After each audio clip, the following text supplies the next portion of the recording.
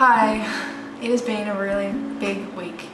I feel like I'm falling asleep right now. This week I went to Phu Quoc, which is an island off the south of Vietnam. I went with my friend Madeline, who came to visit me. The first thing that happened was when we flew in, we had a really dodgy flight. Very close to landing, and then suddenly, without any warning, we just took off again. Then just started flying away from the island and then circling around the ocean. The pilot didn't say anything. I thought I was going to die. That was probably the first time in my life that I actually thought I could die now. What was the last thing I said to my mum? And Madeline and I were just holding each other's hands, freaking the fuck out. I thought we were just about to just drop out of the sky, but then the pilot told us 20 minutes later the weather was so bad that he couldn't land. He was about to make a second attempt in the thunderstorm, so that was really scary. But yeah, we made it back to our hostel alive, and then we walked down to the nearest beach and caught one of the most spectacular sunsets I've ever seen. Like, it just kept getting better. I kept thinking, wow, this is really amazing. It's gonna set now, but then it would just change another colour and then another colour and just kept evolving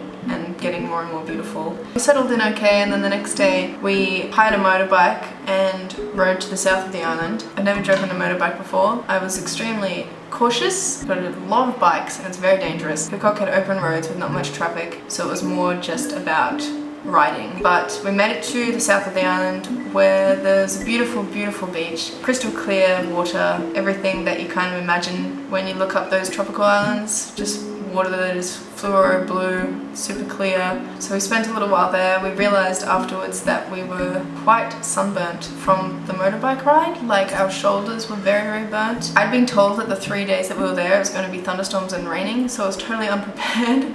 I had to put like leaves on top of my shoulders because I knew that we were riding all the way back and it was just going to be burn on burn, so I put leaves on my shoulders. And we kept driving and we got to this waterfall, and by the time we got to the waterfall, like, my arms were bright red. We walked all the way to the end to the waterfall. It was really nice on our burns. The water was actually cold. The beach water is kind of warm there, and the waterfall was really nice and cold and refreshing. Super clear water again, really beautiful. So it's like looking into a fairy tale. And then the next day we had booked to do a snorkeling tour. That was one of the best experiences of my life. They took us to this island that was literally just like 3 trees coming out of the middle of nowhere. Even from the boat, I could see 3 jellyfish, and I was kind of like, I don't know about this. But they said they're big and slow enough, you'll see them, you can hopefully avoid them. So we got into jellyfish water and swam towards the island. Slowly there was more and more coral, and then suddenly there was just life everywhere. Mountains of coral. It's not just flat along the ground, it comes up in different formations, and it's like a whole underwater world, like a city. I'd come up to fix my snorkel and you look around and you'd never know. And then you go under and everything is quiet and like in slow motion and calm, and there's this whole world under there. We were just gliding over it all, diving down to look at it, swimming in between. I could have spent hours in there, you could just get lost there. Then we moved to the north side of the island. As soon as we got into the water, we were greeted by heaps of fish. 3 different schools of fish kind of all swimming around each other, all different shapes and sizes. Like these big, long silver ones, or these tiny little green ones where there's thousands in a school, and they all kind of move like darting around. And we found all this coral that was like fluoro purple, like glowing almost, and these fish that were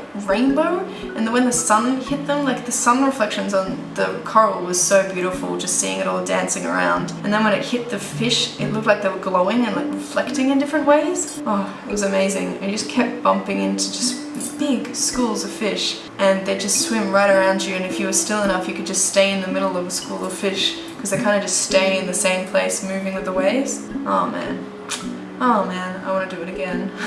Phu Quoc was very nice. Apart from getting severely sunburnt, a little bit of heat stroke, and on one of the days when we were coming down an alleyway, Madeline like pulled the bike over to the side to let this other bike through, and on his way through he just fucking squeezed her boob and then kept going, and he didn't even just like zip off. Like, he had the time for me, after I just was looking at him just like in shock, he fucking turned around and like gave me a thumbs up. Like, what possesses someone to think no matter how uncomfortable and shit this is gonna make this person feel, this is a good idea, like I need this, you know what, I deserve this, I'm just gonna do it despite the fact that this is another human. Oh, makes me so mad. But apart from that, we had a very nice time in Phu Quoc. If you're in Ho Chi Minh for a while and you want like a beach escape, a tropical island, I recommend it. And then we flew back. I went pretty much straight from the airport into a class. I am still studying. And then we went out that night, and then Saturday we did the colour run, which I've never done a colour run before. I'm not sure if they're different in other countries, but it wasn't a run, it was a walk.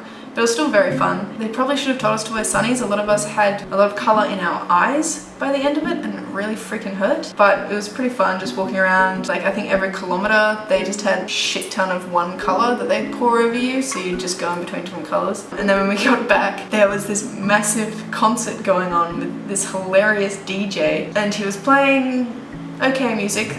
We kind of sat behind at the beginning, just felt the whole floor going like this, and just thousands of Vietnamese youths like having the best time ever jumping up and down to this music. And then there was a sponsorship from Jetstar. Like, we heard him speaking in Vietnamese, and then suddenly he just went Jetstar, and like this huge Jetstar thing came up on the screen. And then freaking 15 like flight attendants walked out onto the stage, you know, wearing like the black and then the blazer and their hair done up, and then they had a choreographed dance, and it was all kind of to do with like the safety instructions they do on planes. And I really enjoyed that. It was so awesome and just so unexpected. And then after that we got up, we joined in, we danced, and it was really fun. Like, people were throwing colour everywhere, there was confetti, there was like a soap machine coming out of the front of the stage, which was really nice because we're all disgusting. So yeah, that was a lot of fun, and just like hanging out with all these Vietnamese kids and having a really good time dancing. On Sunday, we rode our bikes to a mountain kind of at the border of Cambodia called Black Virgin Mountain. It took us like 4 hours to drive there. My ass was killing me. And we got cable cars about half the way up. We walked to the top from there. It wasn't really a walk though, it was more a climb. Like, there were no stairs, it was just boulders. You're just pulling yourself up. It was very tiring, really sweaty work. And about halfway through the walk, there was this massive boulder coming out of the side of the mountain that kind of reminded me of Lion King that we got some photos at and had a bit of a view, because by the time we got to the top, we were inside a cloud and had no view, but it was nice to say, you know, we climbed the mountain, and then drove the other 4 hours back. So that was exhausting. And that was a really big week. Every day something was on. It was a lot, doing things every day like I did when I first got here, because I'm leaving in like 2 weeks, I think. I'm leaving Ho Chi Minh. So yeah, we're just jam-packing a lot in. It was really nice having Madeline here, which is a lot of fun. Freaking on her last night, we were coming back from Boi Vien, which is like a party street. She got a grab, and he must have just kicked his thong off, but Madeline thought that his thong fell off. She got off the bike to give it back to him, and he was holding her phone for maps, and he just drove off with her phone. And you know, like the first half of the trip he was speaking in English to her, asking her where she's from, building up like a level of trust, and then left her in the middle of nowhere, like the edge of District 4.